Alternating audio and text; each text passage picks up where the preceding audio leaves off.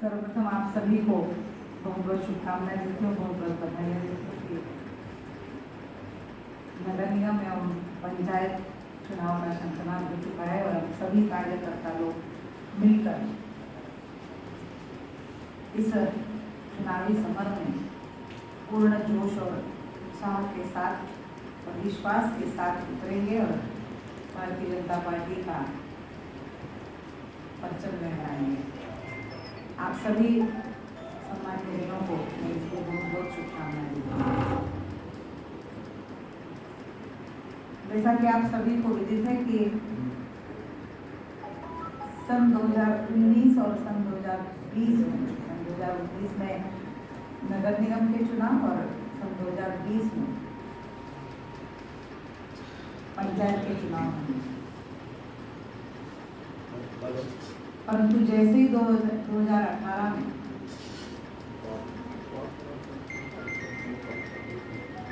प्रदेश में कांग्रेस की नकारा और निकम्मा सरकार आई, सबसे पहले अगर उन्होंने कोई काम किया तो महापौर का जो डायरेक्ट इलेक्शन था, जनता से सीधा महापौर में चुनने की बात थी, वो उन्होंने नहीं बदला और उसे इनडायरेक्ट किया। आप सभी को पता है, यहाँ पर विराजमान है आपके यशस्वी नगर अध्यक्ष महोदय आदरणीय राममूर्ति पायल जी, मंच पर विराजमान है आदरणीय विधायक संदीप जायसवाल जी, मंच पर विराजमान है आदरणीय श्रीमती अलका जैन जी, उपाध्यक्ष आदरणीय, और यहाँ पर सब आप उपस्थित है जो इस दोनों चुनावों के लिए जी जान से लड़ने वाले। जब हम कहते थे कि हमारा महापौर होगा, जब हमने नारा दिया था कि अब की बार 200 पार, तब कांग्रेस के लोग डरते थे, परंतु कहीं ना कहीं ऐसी गड़बड़ी हुई जिसके कारण अब की बार 200 पार का नारा कारगर साबित हो। और कहीं ना कहीं गड़बड़ी हुई, क्या गड़बड़ी हुई सबको हमें पता है। उस विषय में हम छोटे कार्यकर्ताओं को जानने की आवश्यकता नहीं है, परंतु लगातार ये बात होती रही कि अब की बार 200 पार और वो आंकड़ा हम पार नहीं कर पाए। प्रदेश में कांग्रेस की सत्ता पुनः एक बार 13 वर्षों बाद 15 वर्षों बाद आई और मात्र 15 महीने में, तो उन 15 महीनों में कांग्रेस की सत्ता ने जो आतंक मचाया,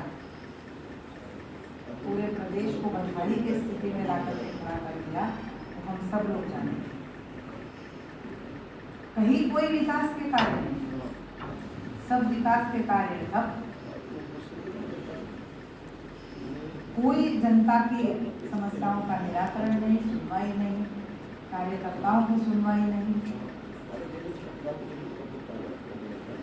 पूरे प्रदेश को बदहाल करने में कांग्रेस ने कहीं कोई कसर नहीं। और साथ ही में सबसे मुख्य बात, जहां अधिकारियों से काम करवाना था, जनप्रतिनिधियों को अधिकारियों से काम करवाना था, वो अधिकारी भी पस्त थे, जनता के बराबरी से, कार्यकर्ताओं के बराबरी से अधिकारी भी कांग्रेस की सरकार से पस्त थे, परेशान थे। क्यों थे?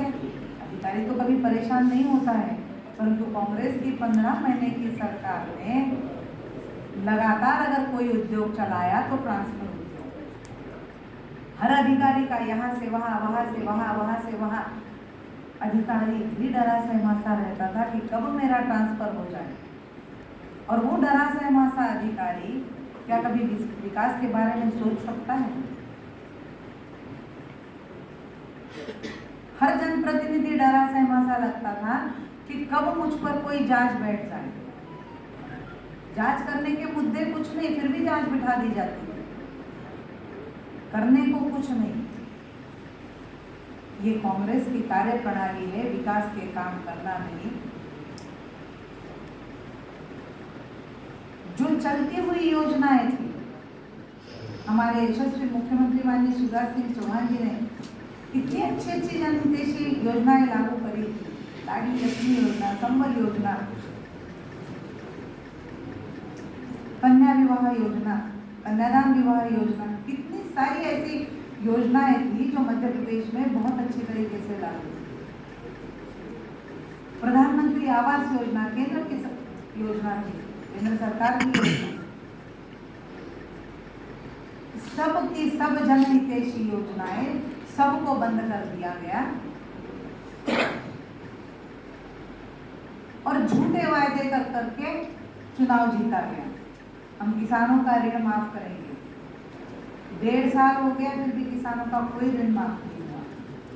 युवाओं को हम कुछ देंगे, युवाओं को हम 6,000 रुपये देंगे, युवाओं को हम 10,000 देंगे, पूरी घोषणाएं करते रहे, कुछ भी नहीं दिया। सबके विश्वास को तोड़ने का कार्य कांग्रेस के 15 महीने की सरकार ने किया और यही कांग्रेस की कार्यप्रणाली है। आज से नहीं, सालों से, देश की आजादी के बाद 65 साल तक कांग्रेस को ही सत्ता में रहने का, कांग्रेस में ही सत्ता में रहने का सुख भोगा था। परंतु क्या विकास के कार्य हुए? हम देखते थे जैसे ही हम मध्य प्रदेश में प्रवेश करते थे, मध्य प्रदेश की सड़कें बदहाल थी, खस्ता थी। वैसे ही समझ में आता था जैसे ही मध्य प्रदेश में प्रवेश किए, बस में बैठे हैं, तुरंत बस हिलने लगती थी, नाचने लगती थी और समझ जाते थे कि मध्य प्रदेश में कितनी बुरी स्थिति थी। चुनाव प्रचार करने के लिए यहाँ से वहाँ जाते थे, एक विधानसभा से दूसरे विधानसभा, लोकसभा के चुनाव में जब हम जाते थे तब एक विधानसभा से दूसरे विधानसभा में भी जाते थे, तब ऐसा लगता था कि सैकड़ों किलोमीटर दूर हम चले गए, परंतु जाना 100, 150, 200 किलोमीटर तक, 125 किलोमीटर तक भी आना है तो पेट में ऐसा लगता था कि बाप रे क्या होगा। डर सा लगा रहता था कि कैसे जाएंगे, कितनी खस्ता सड़कें हैं, बदहाल सड़कें। मध्य प्रदेश की स्थिति इतनी खराब थी, इतनी खस्ता थी और खुद के ही रहते 17 सालों तक चुनाव नहीं कराना। ये चुनाव नहीं कराना और प्रशासक को बिठाना, ये कांग्रेस की सबसे बड़ी कार्यप्रणाली है, ताकि खुद मजे करते रहो, जनता को छोड़ दो। जनता किसी काम की नहीं है, वो चुनाव के वक्त उसे मैनेज किया जाता है और जनता को जैसे तैसे जनता से वोट दिया जाता है और वोट मिलने के बाद जनता की तरफ मुड़ के भी देखना नहीं है। जनता की क्या समस्या है, उन्हें सुविधाएं है नहीं है, ये कांग्रेस ने कभी नहीं देखा। और यही कारण था कि सन 94 के पहले प्रदेश में 17 वर्षों तक नगर निगम के चुनाव नहीं हुए। प्रशासक राज था और प्रशासक राज में क्या होता है ये हमने अभी 2 साल में देखा।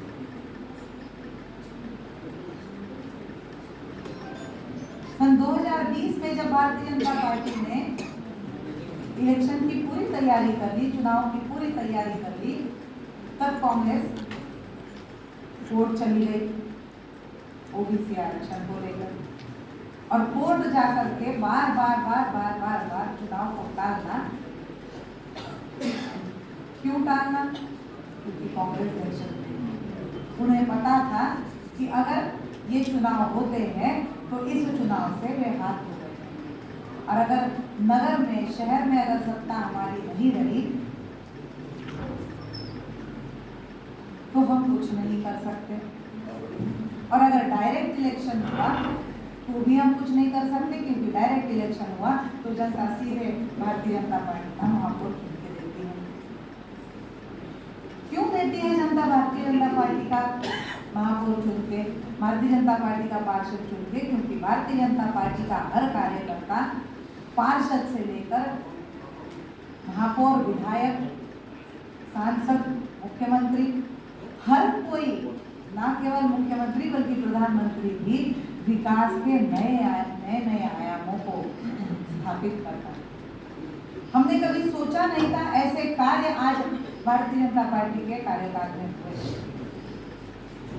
15 वर्षों तक प्रदेश में भारतीय जनता पार्टी की सत्ता रही और लगातार हमने देखे कि विकास के कितने सारे कार्य, न केवल मात्र विकास के कार्य हुए बल्कि उसके साथ साथ जनहितैषी कई योजनाओं का प्रारंभ हुआ और न केवल प्रारंभ हुआ बल्कि उसे व्यवस्थित रूप से सुचारू रूप से वो जनता तक पहुंची। जहां घरों में लड़कियों को बोझ पाया जाता था, आज वही बेटी जब पैदा होती है किसी घर में उसे लाडली लक्ष्मी के रूप में देखा जाता है। नहीं तो उसके पढ़ाने लिखाने में, उसकी शादी विवाह में कितना सारा पैसा खर्च होगा, उसी के चक्कर में गरीब बेचारा परेशान रहता है। परंतु हमारे प्रदेश के यशस्वी मुख्यमंत्री माननीय शिवराज सिंह चौहान जी ने उस गरीब का वो दर्द समझा, उस बेटी की उस पीड़ा को समझा कि वो पिता की मां की लाडली बेटी तो है, परंतु उसको कैसे पढ़ाया लिखाया जाए, उसके हाथ कैसे पीले किए जाए, इसकी हमेशा से चिंता लगी रहती थी। और उस चक्कर में कि उसका विवाह करने के लिए पैसा नहीं है तो मैं उसको पढ़ाऊंगा लिखाऊंगा कैसे, ये माता पिता की जो तकलीफें थी उन तकलीफों को दूर करने के लिए माननीय मुख्यमंत्री जी ने लाडली लक्ष्मी योजना का प्रारंभ किया। अब लाडली लक्ष्मी योजना में पढ़ाई लिखाई से लेकर के उसके विवाह तक की चिंता, बेरोजगार युवाओं के लिए संबल योजना, श्रमिकों के लिए संबल योजना, कितनी सारी ऐसी योजनाएं हैं जो लगातार जनता को उनके दर्द को संज्ञान में लेते हुए माननीय मुख्यमंत्री ने शुरुआत की।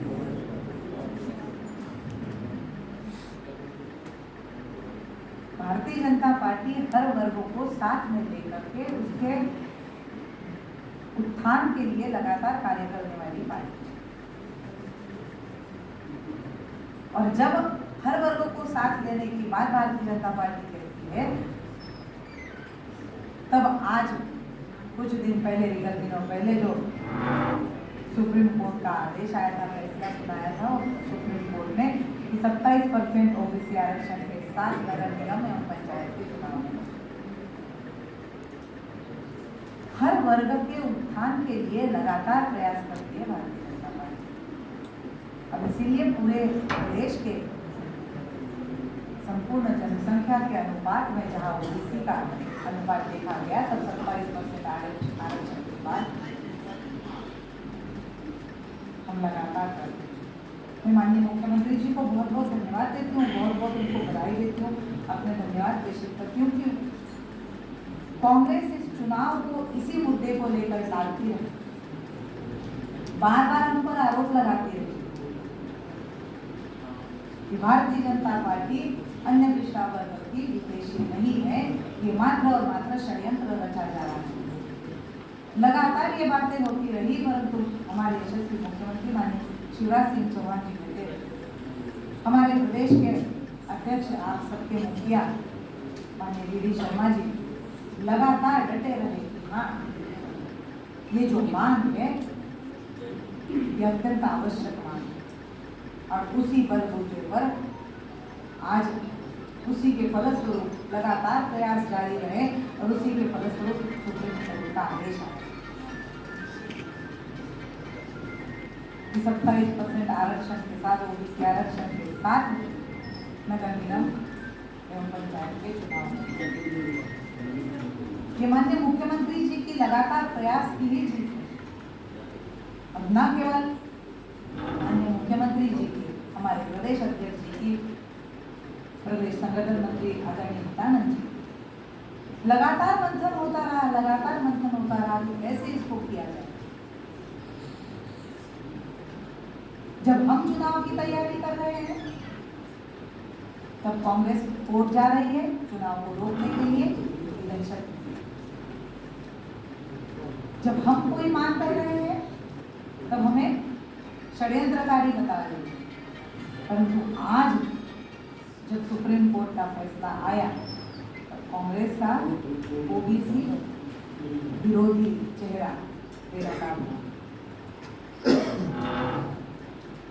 लगातार डर के साथ जीने वाली कांग्रेस पार्टी आज भी उसी डर में है कि अगर चुनाव होते हैं तो कैसे चुना जाए। कितनी तकलीफों का सामना किया। आज देश में भी हमारे यशस्वी प्रधानमंत्री आदरणीय नरेंद्र मोदी जी की नेतृत्व वाली हमारी सरकार है।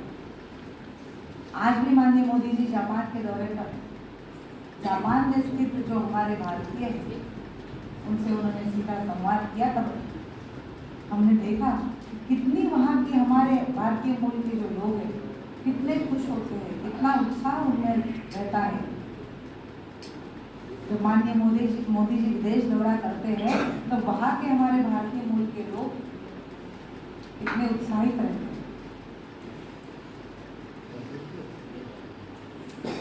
माननीय मोदी जी जब भी कहीं जाते हैं देश भर में वहाँ के लोगों में कैसे उत्साह का संचार हो जाता है, क्योंकि वैसा कार्य किया जा रहा है। भारतीय जनता पार्टी इस चुनाव में भी जब उतरेगी तब विकास के दम पर उतरेगी। हमने विकास के कार्य किए हैं। हम मात्र घर में बैठ करके रहने वाले कार्यकर्ता नहीं हैं। और भारतीय जनता पार्टी कार्यकर्ताओं पर आधारित पार्टी। कार्यकर्ताओं की पूछ परख, कार्यकर्ताओं को क्या दर्द है, क्या कार्यकर्ता सही कहता है, क्या नहीं कहता है। जो अगर सही नहीं कहता है कि ये बात नहीं होनी चाहिए उसको भी तवज्जो दी जाती है। और सबसे बड़ी बात भारतीय जनता पार्टी में परिवारवाद को तवज्जो दी जाती है। और इसीलिए एक छोटा सा किसान देश का मुख्यमंत्री बनता है और एक छोटा सा चाय वाला देश का प्रधानमंत्री भी बनता है। लगातार उस व्यक्ति की सोच देश में क्या होना चाहिए, क्या नहीं होना चाहिए, यह सोच सबसे बड़ी बात है।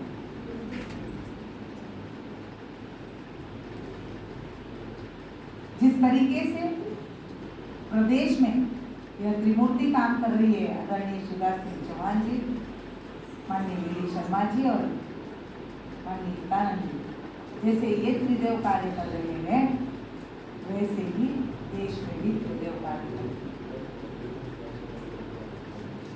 लगातार मंथन होता है पार्टी को ऊंचाई तक कैसे पहुंचाया जाए, देश को ऊंचाई तक कैसे पहुंचाया जाए।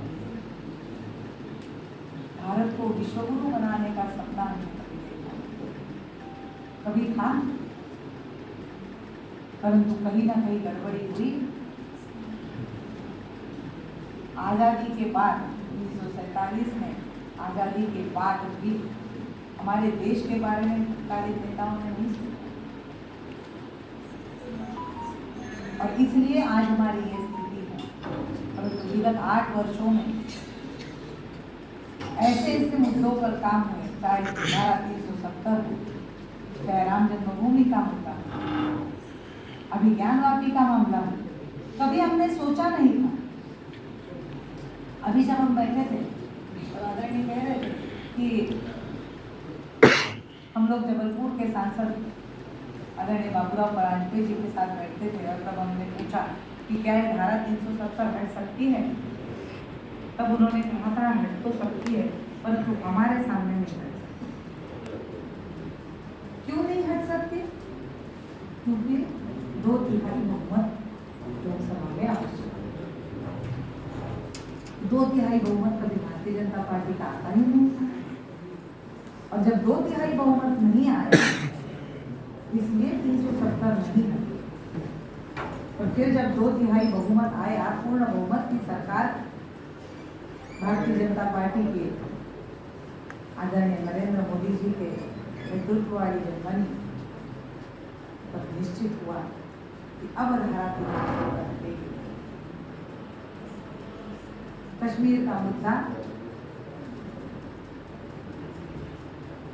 फिर से हल होगा। जो अभी तक दबा पड़ा, कभी हमने सोचा ही नहीं था कि कश्मीर का मुद्दा कभी हल हो सकता है इसका, परंतु जैसे ही लोकसभा में हमारा बहुमत आया, वो भी मुद्दा हल हुआ। धारा 370 जिस कश्मीर के लिए, जिस धारा 370 के लिए डॉक्टर श्यामा प्रसाद मुखर्जी जी ने अपना बलिदान दिया, आज उनका बलिदान सार्थक।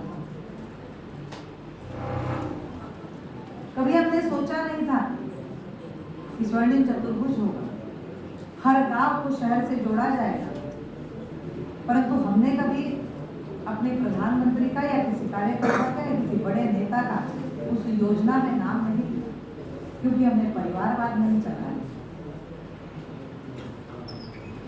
आज भी अगर आवास योजना बनती है, बन रही है, तो प्रधानमंत्री आवास योजना बन रही है। आदरणीय संजय पाठक जी को मैं बहुत बहुत धन्यवाद देती हूँ, आपका बहुत बहुत अभिनंदन।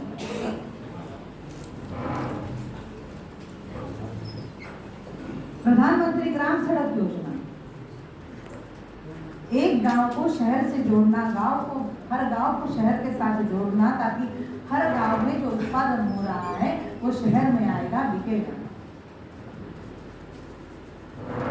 क्योंकि हर प्रदेश का जो शहर होता है वो आत्मा होती है उस प्रदेश की, वहीं से पूरे कारोबार सुचारू रूप से चलते हैं।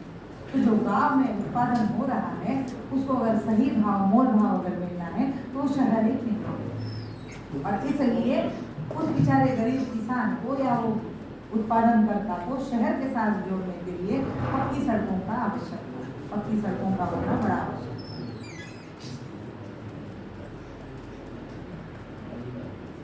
जो अटल बिहारी वाजपेयी जी ने जो सोचा, वो आज तक कभी किसी कांग्रेस के प्रधानमंत्री ने नहीं सोचा। जो हम सोच रखते हैं वो जनता के हितों को जोड़ने वाली, जनता के हितों के लिए सोच रखते हैं। जनता को कैसे सुविधाएं मुहैया कराई जाए, जनता को कैसे उनका जीवन स्तर कैसे बढ़ाया जाए। प्रधानमंत्री आवास योजना इसका एक सर्वोत्तम उदाहरण है। हर गरीब को पक्की छत मिले।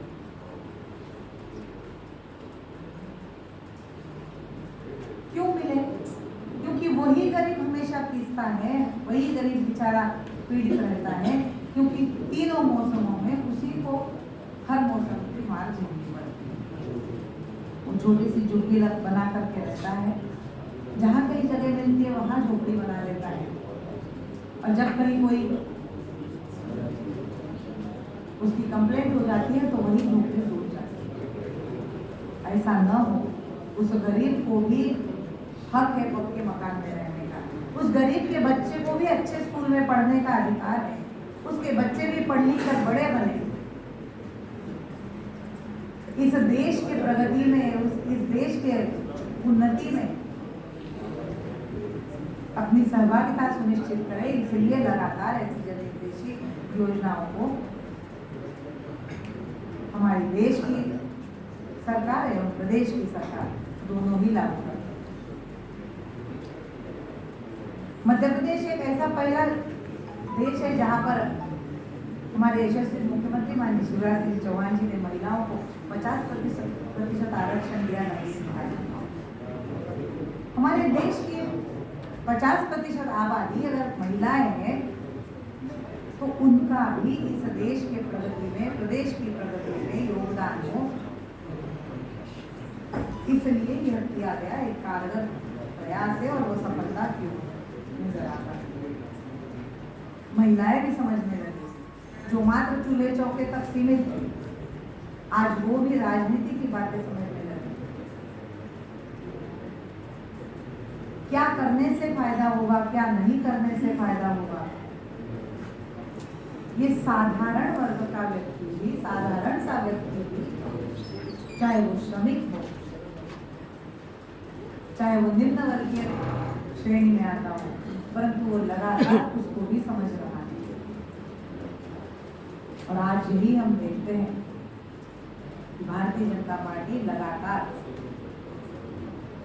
जनता के हितों को देखते हुए कार्य करती जा रही है। आज चुनाव सर पर है, हफ्ते भर में सब जगह आचार संहिता लागू होगी, उसके पहले आरक्षण होगा पंचायत का। नगरीय निकायों का आरक्षण यथावत है, जैसा है वैसा ही है। कहीं कहीं मात्र जितना ओबीसी आरक्षण की बात है उतने कुछ सीटें एक हाथ को चेंज होगा।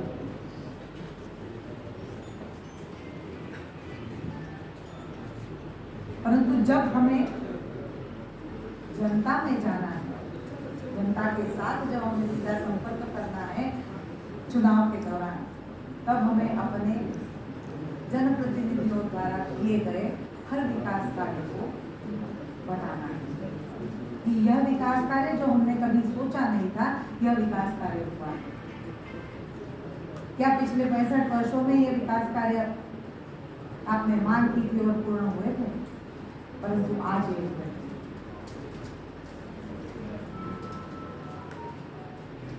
लगातार पानी की समस्या से हमें जूझना पड़ता है, परंतु आज केंद्र की अमृत योजना के तहत हर शहर में कुछ न कुछ राशि अमृत योजना के तहत मिली है और पानी की समस्याओं का निराकरण करने के लिए ही ये राशि है। लगातार उद्यानों का पूर्ण, तालाबों का पूर्ण, ये हमने हर शहर में, हर गांव में देखा। कहीं न कहीं आबादी बढ़ती जा रही है और आबादी को बसने के लिए ही उद्यानों को पूर्णा या तालाबों को पूर्णा, ये अक्सर होता जा रहा है। और वही पानी की समस्या से जूझने का कारण। परंतु आज जब माननीय प्रधानमंत्री आदरणीय नरेंद्र मोदी जी ने कहा कि हाँ, पानी की व्यवस्था के लिए हर गांव में कम से कम एक तालाब या जो पुराना तालाब है उसका उन्नयन, पानी की टंकियां बनाई जाएगी, उसका निराकरण होगा। परंतु उसके लिए पानी का स्रोत तो बनना चाहिए। हमने पानी के स्रोतों को ही खत्म कर दिया है। आज वो पानी का स्रोत बनकर तैयार है और हमारी पानी की समस्या से हमें निजात मिलने की तरफ मार्गक्रमण कर रहे हैं।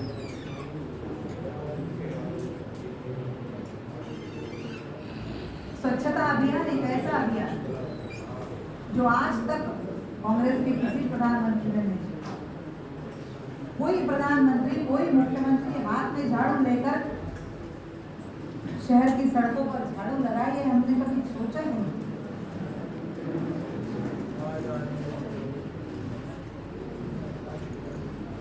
स्वच्छता में ही लक्ष्मी का वास होता है, ये हम कहते जरूर हैं, परंतु अस्वच्छता ही दिखती है। और वो जो श्रमिक काम करता है वो ऐसा झाड़ू लगाता है और तुरंत वहां पर आकर के कचरा डला रहता है। जब वहां पर कचरा डलता है तब उस श्रमिक को भी दुख होता होगा कि अभी मैंने झाड़ा और तुरंत के तुरंत कचरा पड़ा। हमारे देश के प्रधानमंत्री जी ने ये सोच हमें लगाई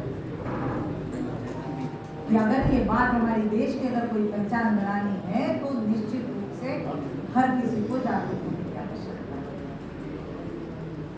काम करना सरकारों का कार्य है, कार्य करके देना, जनता के लिए काम करना सरकारों का काम है, परंतु सरकार किससे बनी? अभी कोई राज्य रजवाड़े तो है नहीं, ये राज्य रजवाड़े ही सब कुछ राज्य ही करे और जनता कुछ ना करे।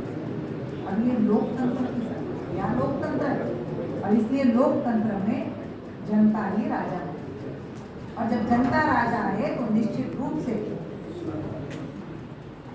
हमें सरकारों को प्रोत्साहन देना होगा, हमें सरकारों को सहयोग करना होगा।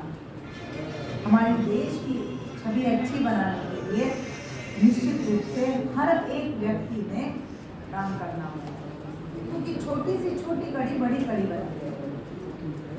हम हमेशा से मैं और मेरा परिवार तक ही सीमित है। परंतु आज देश की तस्वीर आदरणीय मोदी जी ने बनाई।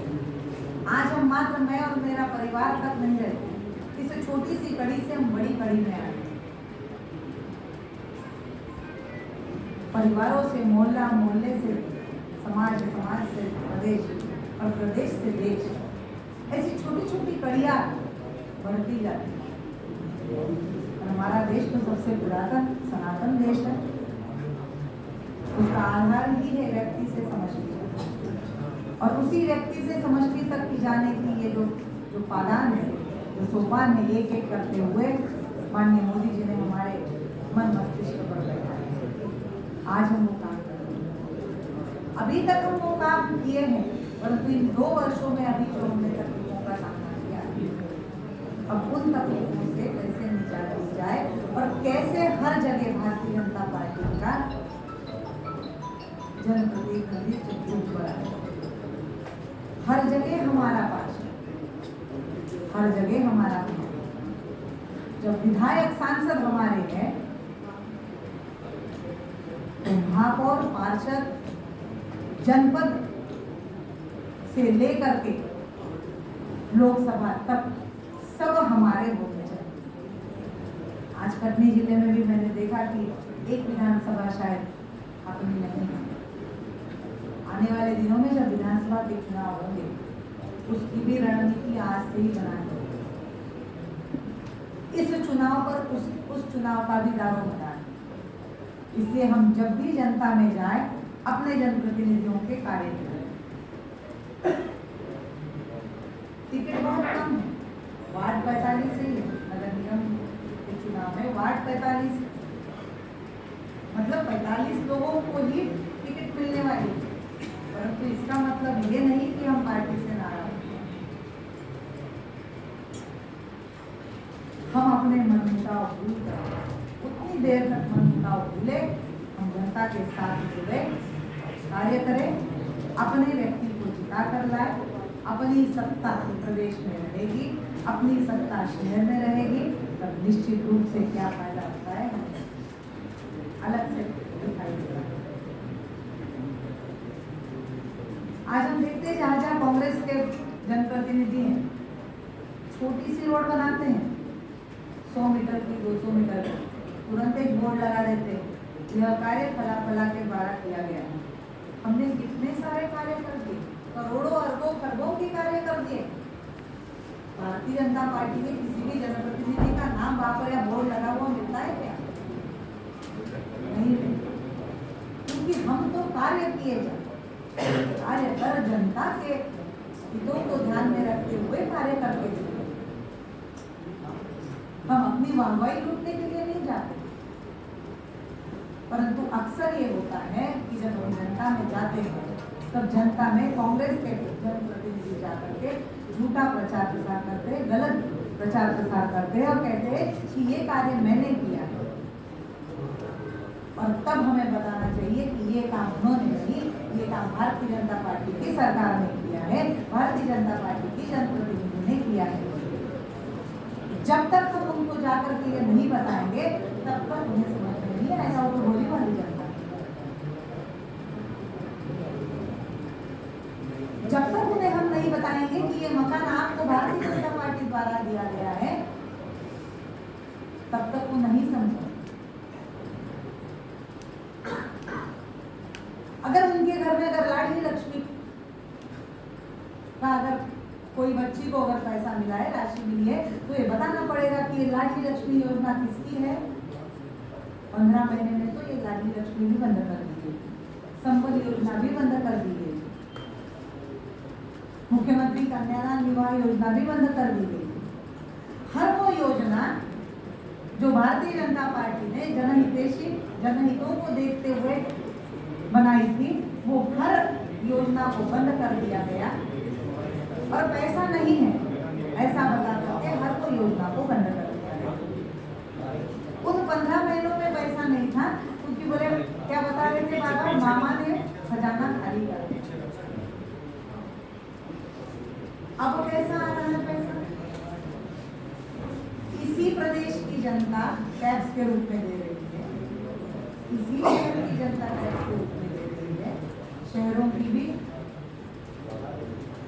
जितनी राशि आनी थी, जो क्षतिपूर्ति सब काट के आए, कुछ नहीं मिलता, क्योंकि हर शहर में, हर नगरीय निकायों में 16 के 16 महापौर भारतीय जनता पार्टी, 15 महीने में हर महापौर को इतना परेशान किया गया कि वो कोई विकास के काम ना कर पाए। इसी जद्दोजहद में पूरी कांग्रेस पार्टी लगी, विकास के कार्य ठप हो, और ऐसे विकास के कार्य ठप होने के बाद जब हम चुनावी समर में उतरे, तब हम पुनः झूठा प्रचार करें कि ये भारतीय जनता पार्टी ने कार्य नहीं किए हैं, कोई विकास के कार्य भारतीय जनता पार्टी के कार्यकाल में नहीं हुए हैं, ये तो हमने किए।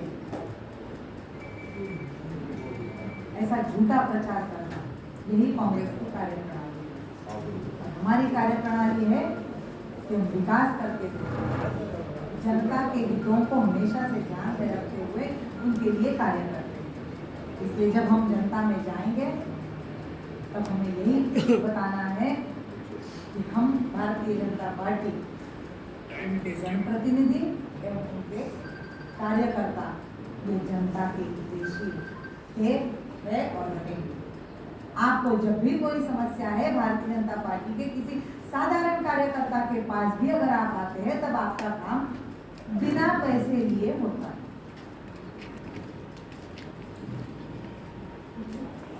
तत्कालीन प्रधानमंत्री स्वर्गीय राजीव गांधी जी भी कहते थे कि मैं इतनी सारी योजनाएं लागू करता हूँ, परंतु जनता तक 1 रुपया अगर लागू करता हूँ तो जनता तक पहुँचते पहुँचते 15 ही पैसे जाता है।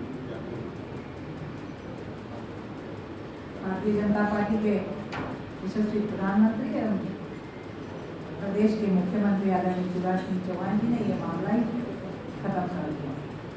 जितना पैसा स्वीकृत किया है गरीब जनता के लिए उस योजना के तहत, उतना ही पैसा पूरा सीधे खाते में चला। बिचौलियों का कोई काम नहीं। अब जब बिचौलियों का कोई काम नहीं, तब उन बिचौलियों के पेट में मरोड़ आती है, और फिर वो भी भारतीय जनता पार्टी का झूठा प्रचार करते हैं।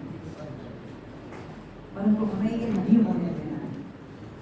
लगातार हमें अपने किए हुए कार्य, अपने किए हुए विकास कार्यों को जनता में लेकर के जाना है। क्योंकि अगर हम पार्षद बनते हैं, कोई भी पद हमें मिलता है, तो पद आज है कल नहीं है, परंतु कार्यकर्ता हम आजीवन, हम आजीवन उस विचारधारा के साथ जुड़े हैं। न केवल हम बल्कि हमारा पूरा परिवार। आज भी जब हम जाते हैं या किसी जनता से, किसी व्यक्ति से मिलते जनता में, तो वो यही कहता है कि हाँ, ये भारतीय जनता पार्टी का कार्यकर्ता है, ये भारतीय जनता पार्टी की कार्यकर्ता है। हमारी वो पहचान है। जब चुनाव में जब पार्षद प्रत्याशी आते हैं या कोई भी प्रत्याशी आते हैं, कांग्रेस का भी प्रत्याशी वहाँ तक आता है, परंतु हमारे घर में नहीं आता, क्योंकि उसे पता है कि ये वोट में नहीं मिलने वाला, क्योंकि ये 100% वोट है, ये भारतीय जनता पार्टी के कमल चिन्ह पर ही रहेगा। उन्हें पता है हम लोग समर्पित कार्यकर्ता, हम लोग संगठनात्मक रूप से भारतीय जनता पार्टी के साथ जुड़े हुए कार्यकर्ता। हमारा संगठन मजबूत है, हमारा संगठन जो बताता है उसी गाइडलाइन पर हर कार्यकर्ता से लेकर के बड़े से बड़ा जनप्रतिनिधि भी कार्य करता है। हमारे देश के प्रधानमंत्री भी भारतीय जनता पार्टी का जो संगठनात्मक ढांचा है, जो गाइडलाइन है, उसी आधार पर कार्य करते हैं। उस गाइडलाइन से हटके कभी कार्य नहीं करते। और इसलिए हमें जब अब चुनावी समर में जब उतरना है, तब इन सब बातों को ध्यान में रखते हुए हमें जनता के साथ सीधा संपर्क करना है। उनकी अगर कोई समस्या है, जब आप चुनाव प्रचार के दौरान जाएंगे तो समस्या को लिख कर ले आएंगे, फोन नंबर है, फोन नंबर लिख कर लाएंगे, ताकि जब हमारा प्रतिनिधि वहाँ पर चुनकर आएगा तब हम जा करके उस व्यक्ति की उस समस्या का निराकरण कर सकते। आज उस दिन आ गए, 2 साल हमने कार्य किया। कोरोना का कार्यकाल इतना कठिन प्रदेश में कांग्रेस की सत्ता थी, कोरोना धीरे धीरे बढ़ रहा था, प्रदेश तक पहुंच रहा था, परंतु कमलनाथ जी ने कोई कार्य नहीं किया, कोरोना के लिए कोई तैयारी नहीं करी। जैसे ही हमारे यशस्वी मुख्यमंत्री आदरणीय शिवराज सिंह चौहान जी ने जैसे ही शपथ ली, उन्होंने तुरंत कोरोना पर कार्य किया। 5 महीने तक अकेले ने पूरा प्रदेश संभाला। बाद में मंत्रियों की नियुक्तियां हुई और फिर कोरोना के लिए सामूहिक रूप से कार्य हुआ। परंतु कोरोना काल में भी भारतीय जनता पार्टी का कार्यकर्ता घर में नहीं बैठे। डर था, ऐसा नहीं कि डर नहीं था, किसको डर नहीं लगता, हर एक को अपने जान की पड़ी, हर एक को अपने घर परिवार की चिंता है। परंतु लगातार हमने कोरोना में भी कार्य किया और कोरोना के कार्य के बाद भी आज प्रदेश उस स्थिति में है कि लगातार हमने कार्य किया और आज जाकर के हमारा प्रदेश 100% वैक्सीनेटेड है। लगातार हमने कार्य किया, तब कहीं जाकर के प्रदेश की यह स्थिति। महाराष्ट्र जैसी भयावह स्थिति मध्य प्रदेश में कभी नहीं। लॉकडाउन हमारे यहाँ भी लगाना पड़ा, पूरे देश में विश्व में लगा, परंतु वैसी भयावह स्थिति कभी नहीं, क्योंकि हम सब ने मिल करके जनता के लिए कार्य किया। अभी हमारा कार्यकाल समाप्त हो गया इसलिए हमने काम नहीं किया, ऐसा किसी पार्षद ने या किसी जनप्रतिनिधि ने नहीं किया, और उसके साथ साथ जुड़े हुए हर कार्यकर्ता ने भी कार्य किया। तो आज ये समय आ गया है, हमें एकता के साथ जोड़ कर जाना है और तब जनता में जाकर के अपने लिए विकास के काम करना है, हमारे विकास के कार्यों पर वोट मांगना है। और मुझे आशा ही नहीं, पूर्ण विश्वास है कि जनता निश्चित रूप से भारतीय जनता पार्टी को ही चुनेगी। आज कटनी में इस प्रवास के दौरान आप सभी से बात करने का अवसर मिला, सभी से पहचान हुई, परंतु ऐसा परिचय सबके साथ व्यक्तिगत नहीं हुआ। एक का परिचय होगा कठिन भी था, परंतु अगर हर कोई अपना अपना परिचय कर दे देगा अच्छा लगेगा, ताकि आने वाले दिनों में जो समितियों का गठन होना है, उन समितियों में व्यवस्थित रूप से आप सबको काम मिले और हर व्यक्ति के हाथ में काम रहेगा। भारतीय जनता पार्टी का हर कार्यकर्ता फील्ड में काम करने को मिल जाएगा, जनता से सीधा संपर्क। प्रदेश से जो करणीय कार्य मिले हैं,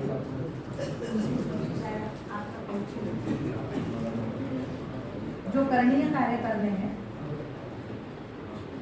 उसमें निकाय प्रभारी का नाम निकालना है, जिला स्तर पर समन्वय समिति बनाना है, निकाय स्तर पर चुनाव संचालन समिति भी बनाना है,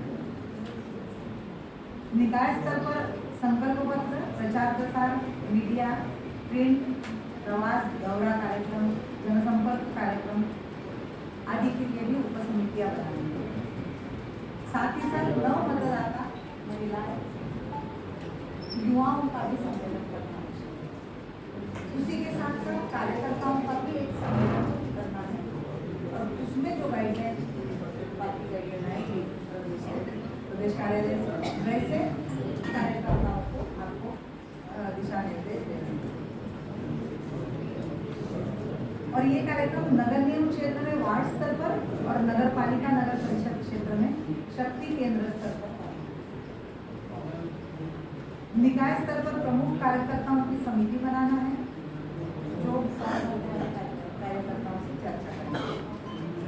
तकनीकी एवं कानूनी सहायता के लिए अभिभाषकों की एक समिति, प्रचार प्रसार सामग्री, झंडे, बैनर निकाय स्तर पर एकत्रित करना है और टिकट घोषणा के तुरंत बाद टिकट घोषणा होते ही सभी प्रत्याशियों को ढोल नगाड़ों के साथ पार्टी का धन्यवाद करते हुए पार्टी कार्यालय, स्थानीय पार्टी कार्यालय जिसका टिकट फाइनल होगा उसको ढोल नगाड़ों के साथ न केवल अपने ही घर के सामने हमें जल्लोष करना है, अपने ही घर के सामने खुशी मनानी है, बल्कि धन्यवाद ज्ञापित करने के लिए उनकी पार्टी संगठन निर्णय करता है। तो ढोल ढमाकों के साथ पार्टी कार्यालय आ रहे हैं। नामांकन भरते समय प्रदेश एवं संभाग के प्रमुख नेताओं को आमंत्रित करना है और उसी दिन निकाय का घोषणा पत्र भी जारी है। तो हर प्रत्याशी उस हिसाब से तैयारी कर ले, जो संभावित है या जो इच्छुक है, जिसका टिकट फाइनल होगा वो अपना घोषणा पत्र भी अभी से तैयारी कर ले। मतदान के 5 दिन पूर्व से चुनाव खत्म होने के, चुनाव प्रचार खत्म होने तक माननीय मुख्यमंत्री जी या प्रदेश अध्यक्ष जी या प्रदेश के प्रमुख नेतागणों को या माननीय मंत्रीगणों को रोड शो में बुलाना है। जो भी हमारी चुनाव प्रचार होगा तो बड़ा जुलूस होगा, उसमें बुलाना है। और निकाय में स्थित विभिन्न समूहों के हिसाब से बाहर से आने वाले नेताओं और कार्यकर्ताओं के नामों पर विचार करना है। बाहर से किसी को बुला सकते हैं, उन नामों पर भी चर्चा करना, विचार करना है और इस हिसाब से एक पूरा कैलेंडर बनाना है। अभी से लेकर के मतदान होते तक का एक कैलेंडर आपको तैयार कर रखना है कि कौन से दिन हम क्या, हमें क्या करना है, कौन से दिन क्या करना है। ये करणीय कार्य है, हर कार्यकर्ता को ये कर सकते हैं। जो यहाँ से जो जैसी गाइडलाइन मिलेगी और जिनके टिकटों की घोषणा हो जाएगी उनको ये पहले, सबसे पहले इस पर विचार करके तैयारी करना।